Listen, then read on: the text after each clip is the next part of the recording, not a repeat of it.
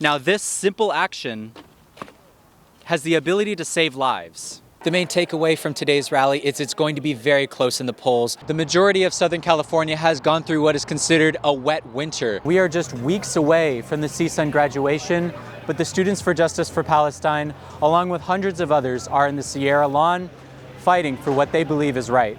The Eaton fire has now claimed 5 lives and is still at a 0% containment. Dogs like Pinky, Gucci, and Chanel are beating the heat and getting their bubble on. LA Mayor Karen Bass and officials are treating today as a test of things to come. The CSU is proposing a 20-step structure with a 2% increase, but it seems as though the Teamsters are steadfast at that 5%. A Sherman Oaks family says burglars didn't just make off with expensive jewelry, but they also left their dog drugged. The sun is starting to shine and they're staying here. The general vibe here, they're dancing in the streets, but they're mad.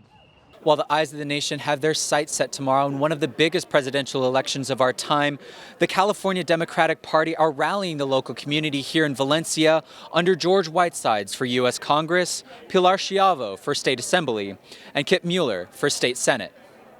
We have got to step up and we got to flip that house. And that is what we're going to do tomorrow. The night before Election Day, the candidate from California's 27th district held a Get Out the Vote rally in concert. So we have 24 hours to leave it all on the field, right? Whitesides received several endorsements, including from Congressman Adam Schiff, who is running for U.S. Senate. This is not the district that I think you want some MAGA enabler. This is a district where you want someone who knows how to work with people, who understands the aerospace industry, which provides so many jobs here. Whitesides had his eyes on the collegiate vote and advocates for his younger audience to be more engaged at the polls. You know, we need to increase the registration rates for young people. We need to make sure that the participation rates of voting is as high as possible. And then, of course, the activism of, students and young people is what drives change in this country. He says the highlight of his campaign is his stance on abortion. I'm solidly on the side of women and having them have the ability to control their own bodies. So I would be a vote to codify Roe v. Wade and to protect reproductive freedom. Whiteside continued by saying his opponent Mike Garcia is against abortion, even in cases of rape or incest. However, these allegations have been addressed by the congressman in a statement saying he does not and will not support a national abortion ban. The main takeaway from today's rally is it's going to be very close in the polls, so regardless of where you swing, vote, vote, vote. In Valencia, for the Sundial, I'm Quinn Alexander. A CSUN journalism student has been hospitalized after colliding with a vehicle involved in a police chase. Sergeant Michael Amando was around the corner when he was notified of a black Escalade reported to be stolen. The vehicle was last seen southbound on Lindley, and as it made the westbound turn, it collided with another vehicle and ended up colliding with a truck. Sergeant Amato says the suspect fled on foot before barricading himself in Matador Hall. When I pulled up, I saw him. He was running across the lawn. He's about male Hispanic, wearing a blue hoodie and black shorts, I believe. Brought in additional units to surround the area. They cut him off so he couldn't go anywhere else. He went inside the hall, and there was only one person that was matching that description. Sergeant Amato says the suspect was going over 100 miles an hour down Lindley Avenue before colliding into a silver Ford Focus belonging to mass communications master's student Be Barros. Barros sustained an injury on her right side of her thigh and hip and was sent to Northridge Medical Center. She has since been discharged from the hospital. Any sharps in the bag at all? No. Okay, great. I'm doing it for my friend. Thank you so much. Have a great day. Dozens stopped by the Burbank Police Station over the weekend to participate in National Take Back Day. And Jenny Scott says it was quick. It's just drive up, they take it. And safe. Thank you, sir. Appreciate it. You're not concerned that it's going, into the waterways or whatever. They'll dispose of it properly. The event is held biannually by the Drug Enforcement Agency. Deputy Special Agent Rob Saccone oversees the LA Field Division and says last time, the Burbank community came out in record numbers. They took back 36 boxes of unused prescription medications, which is a lot for just one city. According to the DEA website, 300 tons of medication was collected in October 2023, and 14 tons of which was collected in California. Now, this simple action has the ability to save lives. The CDC reported over 100,000 fentanyl overdoses in 2023 and expects that number to rise this year. Renee Haratonian is the Burbank Community Resource Officer and says this event helps get unwanted drugs off the streets.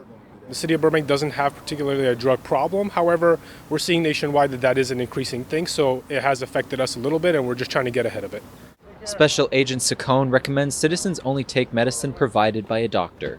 Although the next drug take-back day is in October, many local pharmacies have medication disposal sites you can use until then. In Burbank for Valley View News, I'm Quinn Alexander.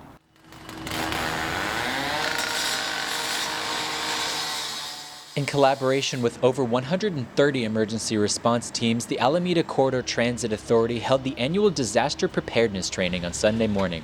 The drills took place at the intersection of Alameda Street and Compton Boulevard and simulated disaster scenarios first responders may face when working so close to the expressway. The firemen know how to fight fires. They know their business very well. They're not as familiar with working around railroad tracks, and in particular, when we get into the trench. The trench is 10 miles long and sees around 12,000 shipping containers in a single day. So naturally, when a disaster strikes, it's not only about the safety, it's about the efficiency, because only 1 hour of closure can mean disastrous delays for the ports. According to Compton Fire Department Captain Victor Lemus, the different organizations used the training to work on effective communication and understanding each other's equipment to best improve efficiency. These are events that can occur in the city on an everyday basis. One is hazmat incident, the other one is rescue, and the third one would be a live fire. After almost 30 years on the job, Captain Lemus has yet to see a real disaster situation. So while it might be rare for the city of Compton to receive a call, that might not be the case for the other stations that are also adjacent to the trench. You have to remember that the Alameda Corridor runs from South Los Angeles all the way to downtown LA. So it's multiple miles that is within different parts of LA County. Folks, this is one of those technologies that if you do not master it, it will master you. I want our children to master tomorrow's economy. The next generation of students will now be learning with AI. LA Unified School District Superintendent Alberto Carvalho introduced ED, an artificial intelligence program tasked with creating a personalized learning environment for each student. I'm learning every day just like you. See you soon. ED relies on the information that the district already possesses, analyzes it, personalizes it to the need of each student, and then builds a pathway, as you will see. Elton Marientos is a high school senior. He was given early access to ED and says he not only prefers the personalized learning method compared to the current programs, but it makes it easier for his family to be more supportive of his studies. Since many of them haven't gone to college or high school, this could help me study and do all of that and maybe not put a lot of pressure on my parents. But ED is not just a tool for the classroom. ED goes home with you. Carvalho says the program will wake students up every day and tell them when it's time to leave their home. ED, because it is connected to the GPS of our school buses, will remind the student and the parent about the time of arrival of the bus. Juan, your bus is 5 minutes away. Time to walk out the door.